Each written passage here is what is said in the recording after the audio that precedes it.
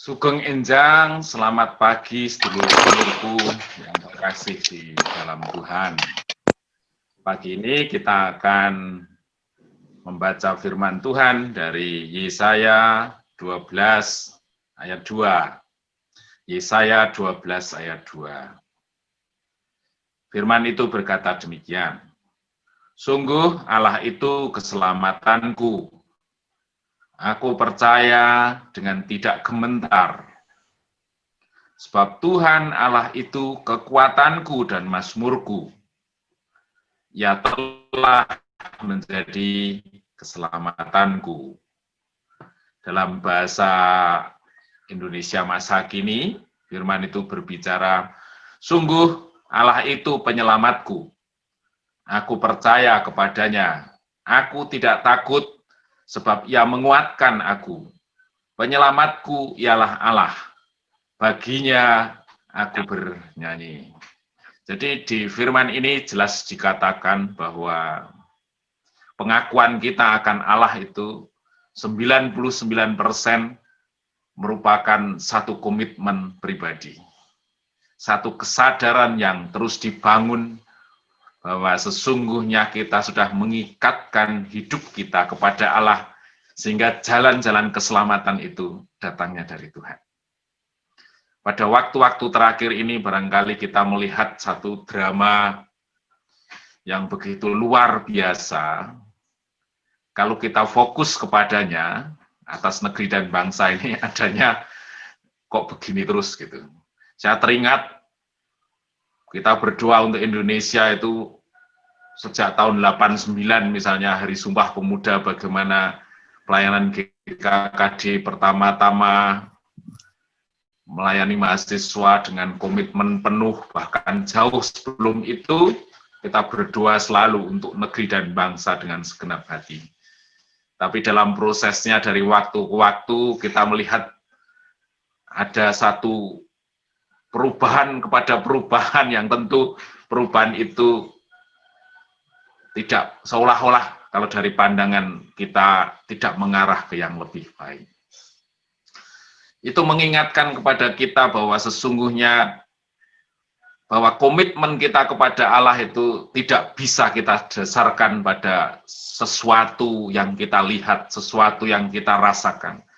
Tapi sesungguhnya komitmen akan Allah itu merupakan satu kesadaran penuh yang harus kita bangun setiap waktu dalam jalan-jalan hidup kita. Kita tidak bisa lagi menilai bagaimana kita hidup di dalam Tuhan itu berdasarkan satu aspek fisik. Semakin kita bergantung kepadanya, maka justru ada satu kondisi yang seringkali jauh keberadaannya dibanding yang kita harapkan.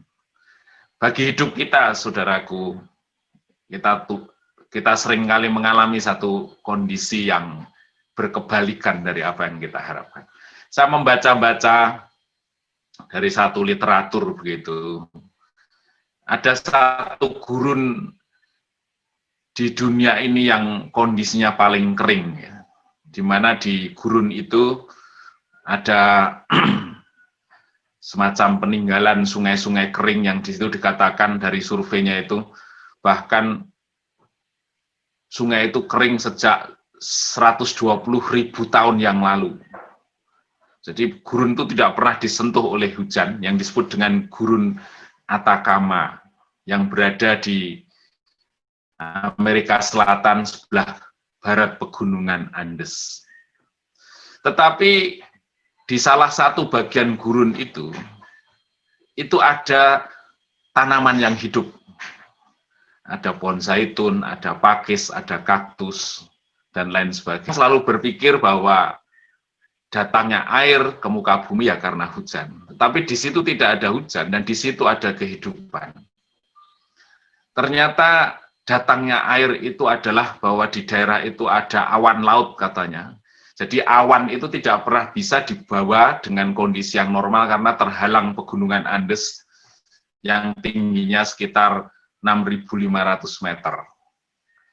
Tapi di situ ada awan di mana awan itu ada tiap malam, kemudian kalau pagi berubah menjadi embun. Embun itu yang menjadikan sumber kehidupan dari tanaman yang ada.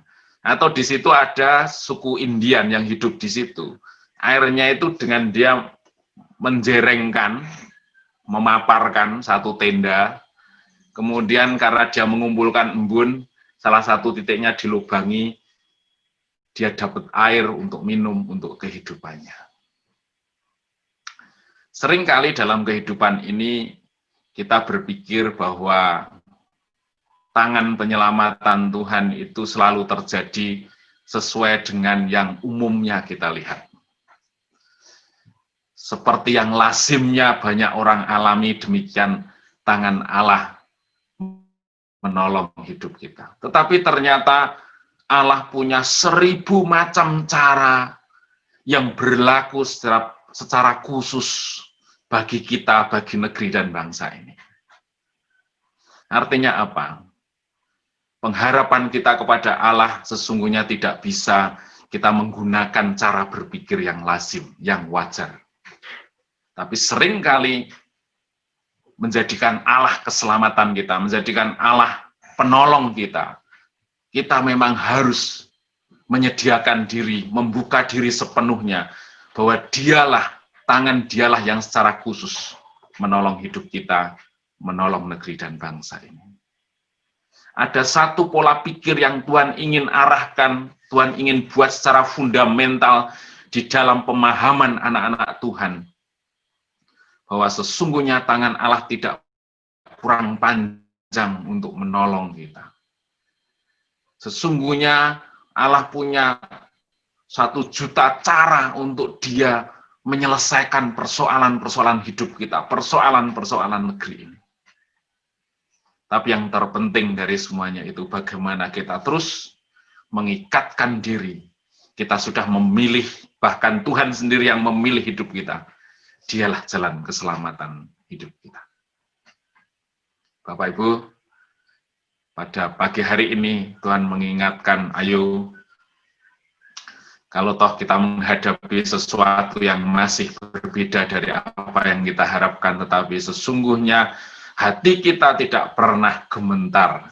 Firman Tuhan tadi katakan, hati kita tidak pernah surut, hati kita tidak pernah berkurang pengharapannya, bahwa di dalam dia ada 1 juta cara untuk dia menyatakan diri sebagai penyelamat kita yang tidak pernah ingkar janji. Selamat pagi, saya ucapkan, mari kita terus semangat, mari kita terus mempertaruhkan hati kita di hari ini untuk kita menyaksikan pagi semuanya. Saudaraku, mari kita awali dengan doa kepada Tuhan.